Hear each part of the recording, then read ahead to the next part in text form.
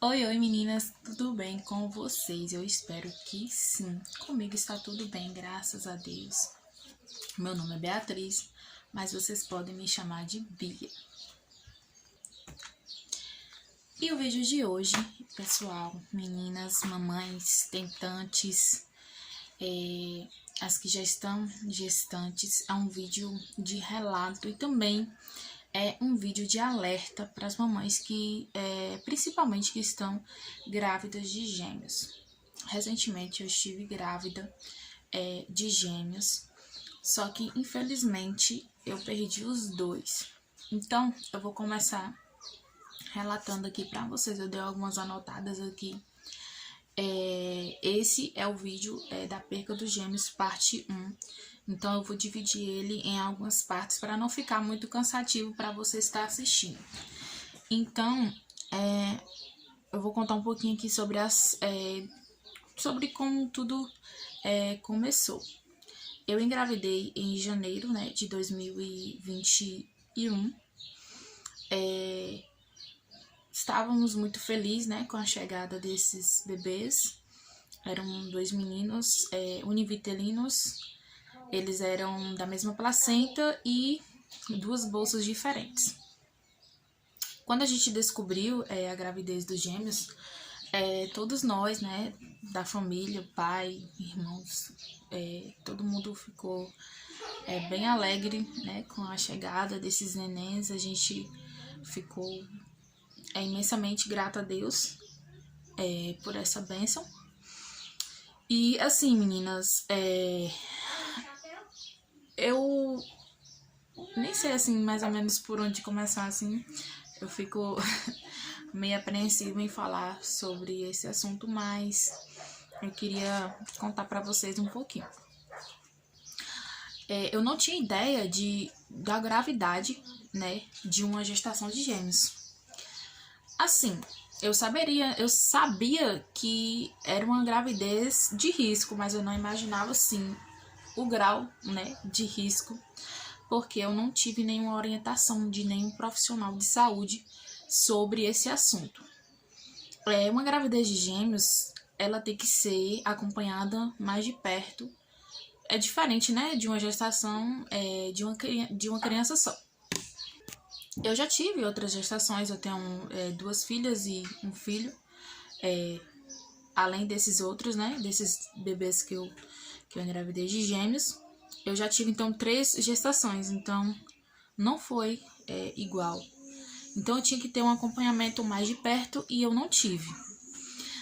Pessoal, se vocês ouvirem algum barulhinho de fundo, ignorem, são meus filhos que estão ali na sala ao lado. Então é difícil você gravar com 100% sem barulho nenhum.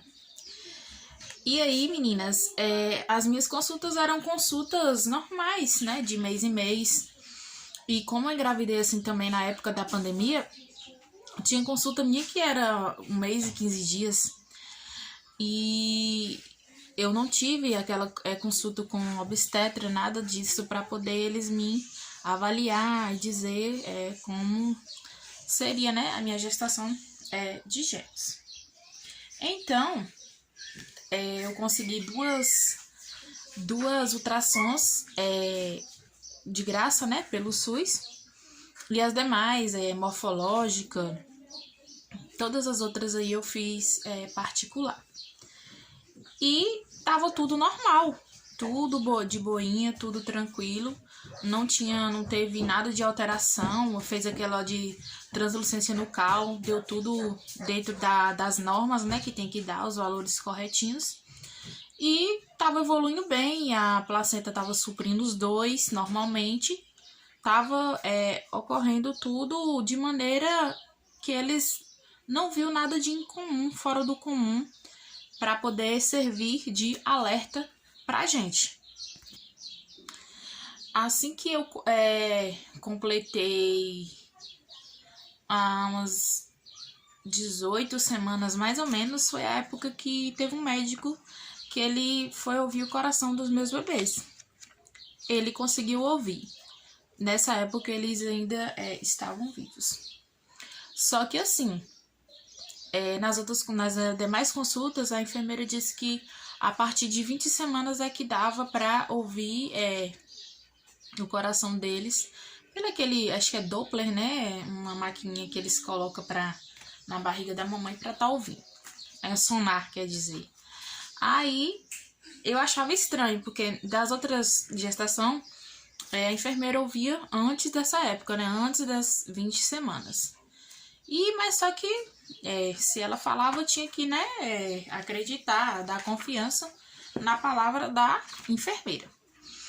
Aí era revezada, né? Um mês era com a enfermeira e no outro mês com o médico. E aí ele ouviu, belezinha. No outro dia eu tinha uma ultrassom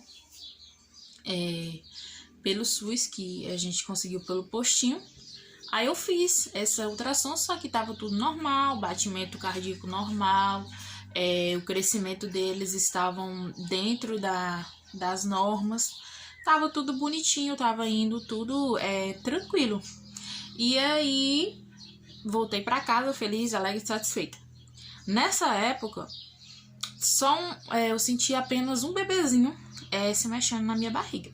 Só que assim, eu não sabia distinguir quem tava mexendo e quem não tava, porque como é duas crianças, você fica ali na dúvida, né? Pode ser que os dois tá se mexendo, mas como é dois, você fica... Aí eu achava isso estranho, né? Até comentei com algumas pessoas lá da casa do meu esposo. Eles falaram, eu acho que é normal, porque às vezes tem bebê que mexe mais que o outro. E aí eu fiquei mais tranquila. Eu falei, deve ser. E, inclusive também eu estive pesquisando na internet sobre esse assunto, né? Que nós mamães sempre, quando tem algum sintoma assim diferente, a gente corre pra internet para estar pesquisando se ali tá normal ou não. E aí, como tava tudo que eu pesquisei, algumas mãezinhas dizendo que isso era normal, tal, cada criança tem seu tempo, né? Então eu achei que aquilo ali era coisa mesmo da gravidez, que era eles mesmo que tava se desenvolvendo desse jeito. Aí então, meninas, eu não me preocupei mais, né? Achei que tava normal. Eu já não fazia mais assim as coisas dentro de casa. Eu tive a ajuda de uma pessoa, né? Meu esposo pagou uma pessoa para estar limpando aqui a casa, para estar lavando a louça, roupa, essas coisas. E comida também eu já não fazia mais. Era uma gravidez assim que eu me sentia muito cansada, me cansava muito rápido. Se eu caminhasse daqui a alguns metros, eu já estava cansada. Quando eu ia na cidade, eu caminhava um pouquinho. E naquela canseira, sabe? E demorou um mês para mim fazer a outra ultrassom, que foi a que eu descobri que meus bebês, na verdade, um bebê, ele tinha parado de desenvolver com mais ou menos 19 semanas. Então, uma semana depois do que eu fiz a ultrassom e que eu fiz a consulta com o médico, ele tinha parado de desenvolver. E aí eu marquei, né? Liguei pro centro médico, o CEMED. Eu fiz a ultrassom eu fazia as ultrassons particular com o Dr. Jânio. E aí eu fui. Se eu não me engano, foi no dia 9 de junho de 2021. E aí fui normal, né? A gente, mamães, vocês que tá me assistindo sabem que é uma ansiedade muito grande, né? O dia de fazer ultrassom, você fica assim, muito ansioso, né? Pra ver o nenenzinho, pra ver se cresceu mais um pouco, pra ouvir o coração, ver como é que tá o seu bebezinho. Então, assim, eu tava bem ansiosa, né? Pra ver eles. E como dois assim, você fica naquela alegria imensa, fazendo planos. Nossa, como vai ser esses dois bebês dentro de casa? Eu imaginava até assim, de confundir, né? Porque como eles iam ser idênticos, eu ficava, gente, será que eu vou saber distinguir quem é quem e tal? E aí tava até pesquisando sobre vídeos de gêmeos, pesquisei muito, né? algumas mamães cuidando, falando sobre como é, né, ser mãe de gêmeos. E eu vi uma mãe falando que a mãe não confunde de jeito nenhum, não confunde. Então eu falei, então eu vou saber quem é quem. E nossa, a gente estava muito, muito, muito alegre, muito feliz mesmo com esses nenéns. A gente já tinha comprado praticamente o enxoval todo, berço, guarda-roupa, aqueles ninhos, roupas. Eu fiz fiz chá revelação, eu fiz também o chá rifa, né, que não deu para fazer. O chá de bebê, que foi no tempo, né, daquela pandemia doida. Então eu resolvi fazer o chá rifa, como todas as mamães estão fazendo. E ganhei bastante fralda, graças a Deus também. E, gente, a chegada de um bebê, vocês sabem que é uma alegria muito imensa. A pessoa fica ansiosa. E assim eu estava. Então eu entrei, né, no consultório, aguardei um pouquinho. E aí eles me chamaram para fazer a outra. Era uma outra comum, né, normal, só para estar acompanhando para ver como é que eles estavam. Não comum não, gente, se eu não me engano era a morfológica.